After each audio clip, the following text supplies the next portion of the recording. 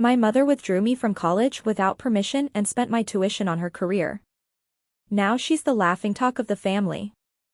I was in my junior year studying engineering when I showed up to my thermodynamics class and the professor said I wasn't on his roster anymore. I checked my student portal on my phone and it showed I'd been withdrawn from all my classes 2 weeks ago. The withdrawal reason said personal family decision. I called my mother immediately and she answered cheerfully saying she was just about to call me with exciting news. She'd withdrawn me from college because she'd decided education was a scam and she needed me to help her become an influencer. She said college was making me boring and she'd realized we could make millions if I helped her create content since I understood technology. She'd been watching videos about people who got rich on social media and decided that was our path to wealth. She'd already bought ring lights, a new camera, and matching outfits for us to wear in videos. I asked how she accessed my account and she said she'd saved my password from when I'd asked her to check my grades freshman year while I was sick. She'd been logging in occasionally to monitor my progress and decided my grades weren't impressive enough to waste more money on tuition. She'd withdrawn me and taken the refund check that came to her house since she was still listed as the billing address. It was $8,000 that she'd already spent on equipment for our influencer career and a trip to Miami because she said all successful influencers went to Miami for content. She'd even booked us a photo shoot with someone she met online who claimed to be a celebrity photographer but charged her $2,000 upfront. When I told her to reverse the withdrawal immediately, she said it was too late. And anyway, I should be grateful she was including me in her business plan. She'd already told her new boyfriend, Jorge, that I was her business partner and we were about to make it big. Jorge thought she was some kind of genius entrepreneur who'd figured out the secret to wealth. She'd been telling him she had a degree in marketing, which was a complete lie since she dropped out of community college after 1 semester. But Jorge believed everything and had been hyping her up, saying she was going to be the next big thing. Adam, what my mother didn't know was that my cousin worked in the registrar's office as a student assistant. She'd seen the withdrawal come through and immediately called our grandmother because she knew something was wrong. My grandmother called my aunts called my uncles, and within hours, the entire extended family knew what my mother had done. By the time I got to my grandmother's house for an emergency family meeting, everyone was already there. My mother showed up with Jorge carrying her new camera and talking about how she was going to document this moment for her first viral video about family. She actually started setting up her ring light in my grandmother's living room. My grandmother asked her directly if she'd withdrawn me from college, and my mother said proudly that she'd freed me from the education industrial complex. Jorge started clapping and saying my mother was a visionary. My Aunt Helen asked if I'd agreed to this, and I said absolutely not. My mother said I was being ungrateful and didn't understand her vision. She pulled out a notebook where she'd written down video ideas, including mother and daughter transform lives, breaking free from society's expectations, and how I saved my daughter from debt. She'd already filmed an introduction video where she claimed I begged her to help me leave college because I was miserable. My uncle Robert, who's an accountant, asked what happened to the tuition money. My mother said she'd invested it in our future. When he asked for specifics, she started listing the ring lights, the camera, the Miami trip, the photo shoot. Plus, she bought a course from someone online about how to go viral that cost $3,000. The course was just a PDF that said to be yourself and post consistently. Jorge kept nodding and saying these were smart investments. My grandmother asked Jorge what he did for a living and he said he was between opportunities, but my mother's influencer business was going to make them both rich. That's when my Aunt Maria started laughing. She laughed so hard she had to sit down. Then my Uncle Robert started laughing too. Within minutes, the entire family was cracking up at my mother and Jorge standing there with their ring light and camera looking confused. My mother's face turned this bright shade of red that started at her neck and spread all the way up to her hairline. She looked around at everyone laughing, and I could see the exact moment she understood that nobody thought her influencer plan was brilliant or visionary. They all thought she was completely ridiculous. Jorge tried to step in and defend her by raising his voice over all the laughter. He said my mother was ahead of her time and that people always laughed at innovators before they became successful. My Uncle Robert wiped tears from his eyes and asked Jorge directly how he planned to support himself if this whole influencer thing didn't work out. Jorge opened his mouth, but nothing came out at first. Then he admitted he'd been staying at my mother's house for the past 3 months without paying rent. The laughter got even louder. My grandmother stood up from her chair and walked over to my mother with this stern look on her face that made everyone go quiet. She told my mother she had exactly 1 week to figure out how to get me reinstated at college or she'd be cut off from all family events and any financial help she might need in the future. Then my mother's eyes filled with tears and her voice went all high and shaky when she said we were all unsupportive dream killers who didn't understand modern entrepreneurship. My grandmother didn't back down at all. She said this was the consequence of stealing from your own daughter and wasting $8,000 on nonsense. My mother grabbed Jorge's arm and they left without taking the ring light or camera. The next morning, I spent 2 hours on the phone with the registrar's office trying to explain what had happened. I got transferred 3 times before I finally reached someone named Lisa Cross who actually listened to my whole story. She sounded sympathetic when I finished explaining everything, but she told me reinstatement wasn't automatic. I'd already missed 3 weeks of classes, which meant catching up would be almost impossible even if they did let me back in. She said I'd most likely have to wait until next semester to re-enroll. My stomach dropped when she said that because it meant losing an entire semester and graduating late. I asked if there was any way to speed up the process and she said she'd look into it, but I shouldn't get my hopes up. That afternoon, my mother called me crying and saying she'd fix everything. When I asked how she planned to get the $8,000 back, she went completely silent for about 10 seconds. Then she admitted the camera equipment was non-return turnable because she'd already opened all the packages and used some of it. The Miami trip money was obviously gone since the trip already happened. She tried messaging the photographer to ask for a refund, but he wasn't responding to any of her messages. I could hear the panic in her voice when she realized she couldn't undo what she'd done. 2 days later, I drove to campus and met Lisa in person at the registrar's office. She had this kind face and these reading glasses that hung on a chain around her neck. She walked me through the whole reinstatement process step by step. I needed to submit a formal petition explaining that the withdrawal was unauthorized and I needed to provide documentation proving it wasn't my decision. Then the petition would go to the dean's office for approval, which could take anywhere from 2 to 3 weeks. She printed out all the forms I needed and highlighted the sections I had to fill out. Before I left, she told me honestly that even if my petition got approved, I'd miss too much coursework to continue this semester. I'd be looking at losing 4 months minimum. I thanked her for being straight with me, even though hearing it made me want to cry right there in her office. My mother posted her first influencer video that same week. My cousin Miranda texted me the link with 3 laughing emojis. The video showed my mother sitting in front of her ring light talking about her vision for transforming lives through social media content. She kept using words like synergy and paradigm shift that she clearly didn't understand. Her voice had this manic quality to it like she'd had way too much coffee. The video got 17 views total and 12 of those were from family members who watched it just to see how bad it was. The comment section had 5 comments and 4 of them asked why she sounded so crazy. One person wrote that she should maybe see a doctor. My mother kept checking the view count every few hours, waiting for it to go viral, but the numbers barely moved. Jorge's attitude started changing once he realized no money was coming in from the influencer plan. My Aunt Helen called me one evening and told me Jorge had suggested my mother get a regular job to fund their content creation. This led to their first big fight where my mother accused him of not believing in her vision and Jorge said he believed in paying bills. My Aunt Helen heard the whole thing because my mother called her right after crying about how Jorge was just like the rest of the family. Apparently, Jorge had also mentioned that he needed to start thinking about finding his own place since things weren't working out the way he'd expected. I spent the next few days gathering documentation for my petition. My grandmother wrote a letter confirming the withdrawal was unauthorized and explaining what my mother had done. My Aunt Helen wrote another letter backing up the whole story. I attached copies of text messages between me and my mother where I'd asked her to reverse the withdrawal and she'd refused. Then I filed everything with the registrar's office and Lisa submitted it to the dean. The reality of what my mother had cost me hit hard right then. The dean's office called me 3 weeks later to schedule a meeting. I had to sit down with Associate Dean Mitchell Strong and explain the whole embarrassing situation from start to finish.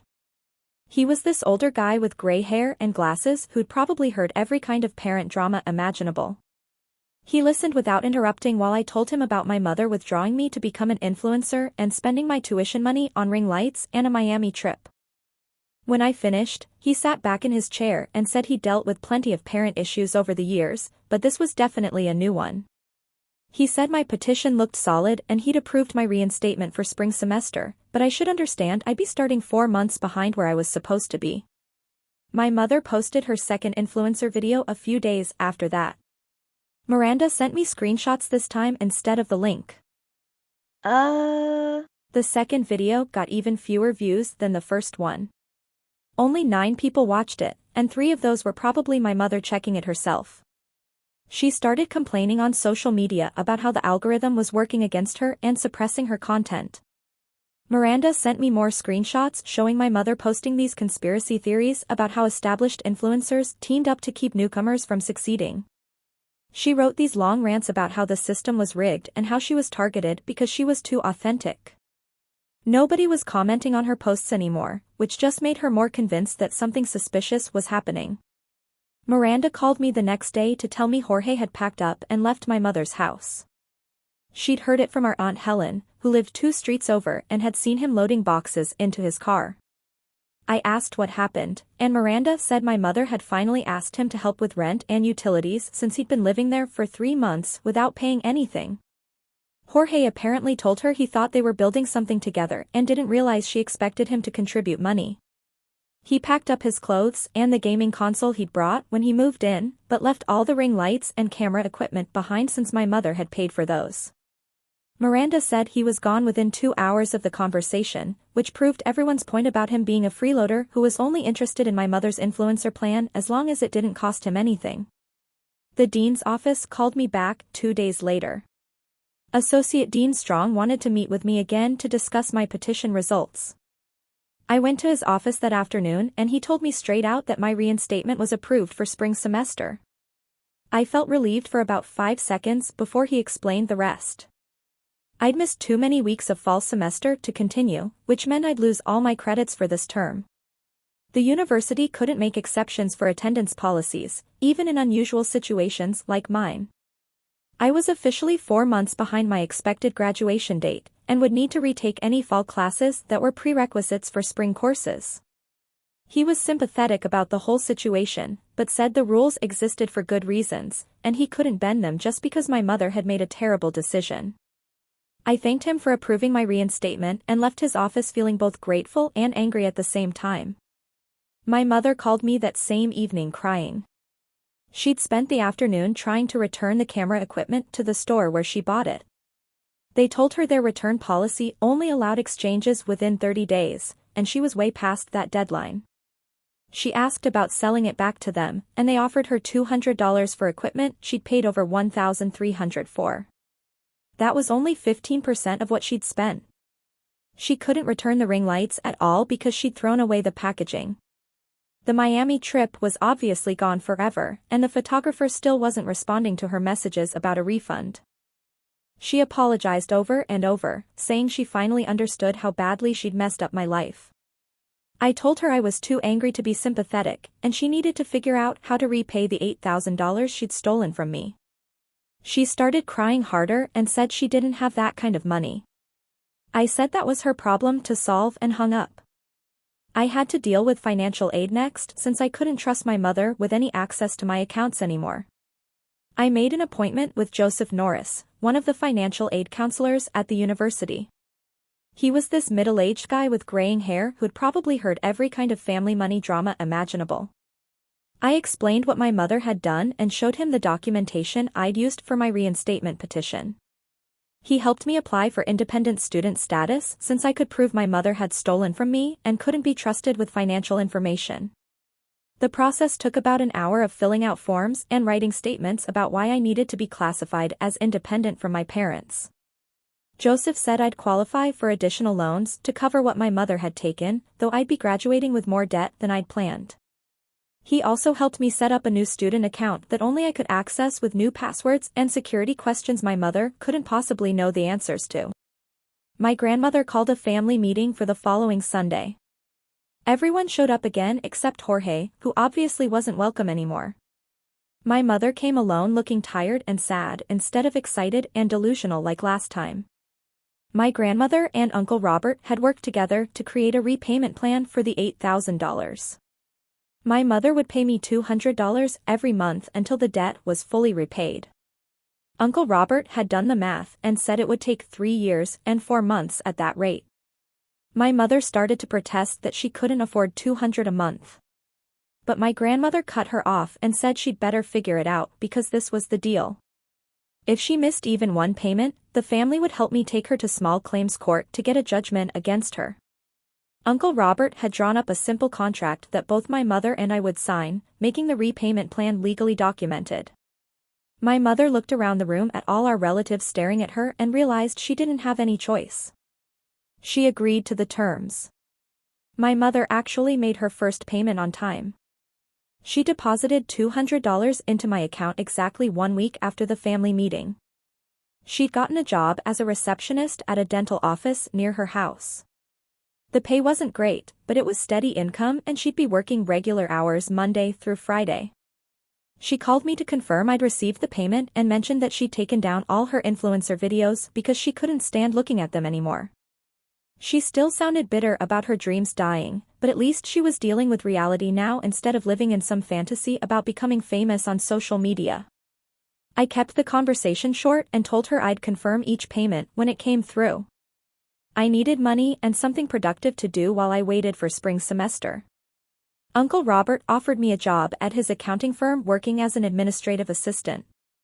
The pay was fair and he said he'd teach me about financial planning and budgeting while I was there. I found it kind of funny that I was learning about money management from him because of my mother's complete lack of financial sense.